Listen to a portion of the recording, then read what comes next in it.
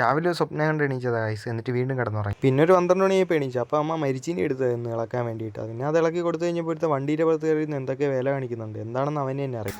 വണ്ടി ടെക്നീഷ്യനാണ്. ഇവിടെ 10ാം ക്ലാസ് പോലും നേരെ പഠിച്ചില്ല. പിന്നെ കുഴിമാന്തം കൊടുത്തതാ, പൈപ്പിന് അടിച്ചു പൊട്ടിച്ചവൻ. കുത്തി പൊട്ടിച്ചതിന് സ്ലാപ്പ് പൊട്ടിച്ചത്. സ്ലാപ്പ് പൊട്ടിച്ചത്.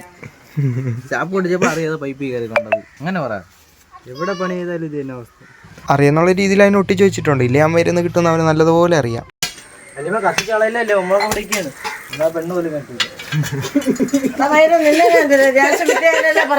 പെണ്ണോട്ടല്ല പറഞ്ഞാടാ, ഇതൊക്കെയാണ് എന്നിട്ട് അലപ്പിക്കുന്ന പൈല് പെണ്ണ് കിട്ടിയില്ലെന്ന്. ഞാൻ പയ്യാലും കുഴപ്പമില്ല, അവന്റെ പെണ്ണ് പട്ടിയാലും കുഴപ്പമില്ല, അവന്റെ പെണ്ണ് വരണമെന്ന്. എവിടുത്തെ ന്യായമാടാ? പാവപ്പെട്ട ചെറുക്കൻ വീഡിയോ എടുക്കണം. ചെറുക്കൻ അതായിരിക്കും വെച്ചു കൊടുത്തിട്ട്.